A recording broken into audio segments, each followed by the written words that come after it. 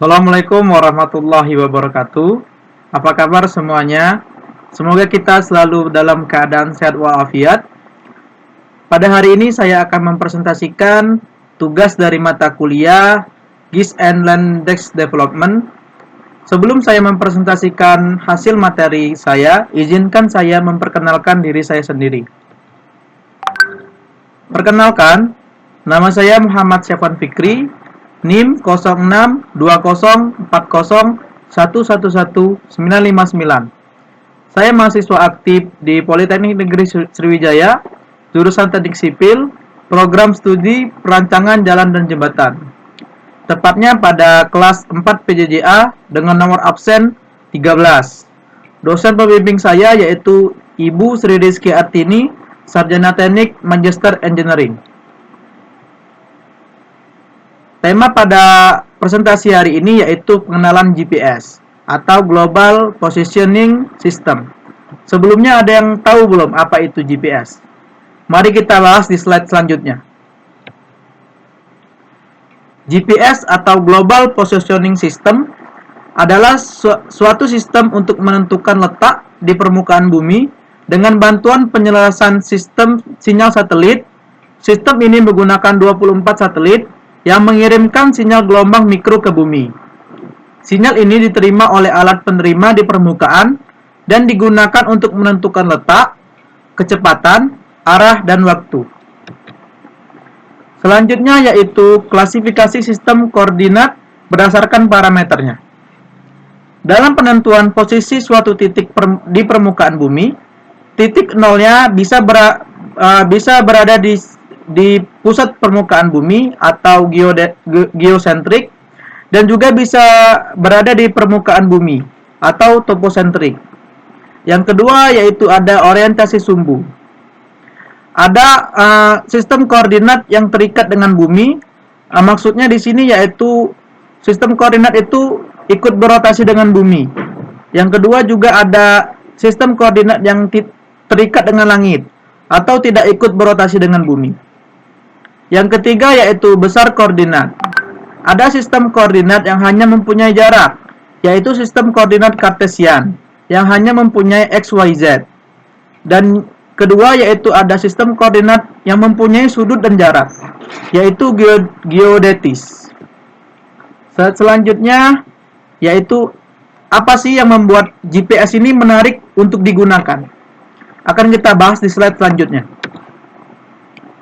Ada beberapa hal yang membuat GPS ini menarik untuk digunakan oleh halayak ramai. Yang pertama yaitu GPS ini dapat digunakan setiap saat tanpa bergantung dengan waktu dan cuaca. Jadi ketika kita mau menggunakan di waktu dan cuaca yang buruk, GPS ini masih tetap berfungsi. Yang kedua yaitu penggunaan sistem GPS ini tidak berbayar atau gratis. Jadi ketika kita mengaksesnya tidak akan dikenakan biaya. Yang ketiga yaitu GPS mencakup wilayah yang luas sehingga dapat digunakan oleh banyak orang secara bersamaan. Yang keempat, pengoperasian GPS cukup mudah, tidak memakan banyak tenaga. Yang kelima, GPS memberikan informasi posisi koordinat yang akurat. Dan yang terakhir yaitu pada zaman sekarang GPS sudah bisa diakses menggunakan gadget. Jadi bisa kita mudah untuk kita bawa kemana-mana. Selanjutnya yaitu segmen GPS. Segmen GPS ini terdiri pada 3 bagian, yaitu segmen satelit. Bisa kita analogikan sebagai stasiun radio di angkasa yang dilengkapi dengan antena untuk mengirimkan dan menerima sinyal yang diterima oleh receiver GPS. Kemudian digunakan untuk menentukan posisi, kecepatan, dan waktu. Dan segmen satelit ini mempunyai 24 satelit, di antaranya 21 satelit utama dan 3 satelit cadangan. Periode orbitnya yaitu selama 12 jam. Tinggi orbitnya yaitu pada ketinggian 22.000 km. Yang kedua yaitu ada segmen sistem kontrol. Berfungsi untuk mengontrol dan memantau operasional satelit dan memastikan bahwa satelit berfungsi sebagaimana fungsinya. Fungsi lainnya yaitu bisa untuk sinkronisasi waktu, prediksi orbit, injeksi data, dan monitor kesehatan satelit. Dan yang terakhir yaitu segmen pengguna. Segmen pengguna ini terdiri dari semua pengguna, baik di darat, laut, maupun udara, dan luar angkasa.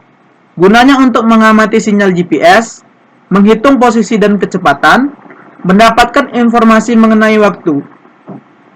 Pada gambar kedua ini kita bisa lihat cara kerja segmen GPS.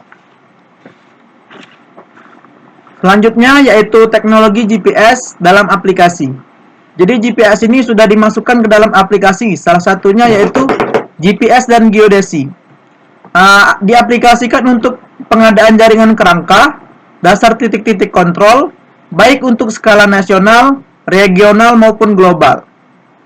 GPS dan pemetaan laut diaplikasikan untuk keperluan survei hidrooceanografi, survei seismik, dan navigasi titik-titik pengeboran minyak laut.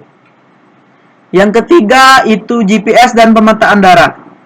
Diaplikasikan untuk pengadaan titik-titik kontrol untuk keperluan pemetaan. Yang keempat itu ada GPS dan fotogrametri serta penginderaan jarak jauh. Digunakan untuk navigasi pesawat selama pemotretan dan penentuan posisi kamera pada saat pemotretan di udara. Dan yang kelima yaitu GPS dan pendaftaran tanah. Digunakan untuk menentukan titik-titik batas persil tanah dan menentukan titik-titik dasar teknik pendaftaran tanah. Selanjutnya yaitu ada sistem navigasi di seluruh dunia.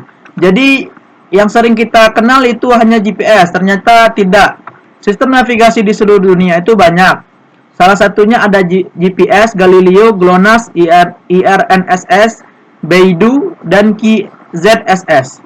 Akan kita bahas di slide ini. Kita bahas mulai dari GPS. GPS itu diluncurkan oleh Amerika Serikat.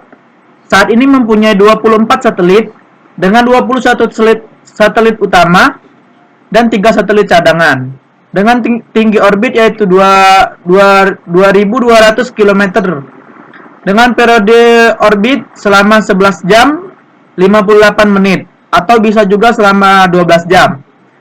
GPS ini mempunyai 6 orbit. Selanjutnya itu ada Galileo yang dimiliki oleh Eropa dengan satelit sebanyak 30 satelit dan di mana 27 satelit aktif dan 3 satelit cadangan dalam MEO atau Medium Earth Orbit dengan ketinggian 23.600 km. Satelit akan melakukan perpanjangan orbit 3 orbit sirkular pada inklasi 56 derajat dengan waktu orbit selama 14 jam. Yang ketiga yaitu ada GLONASS.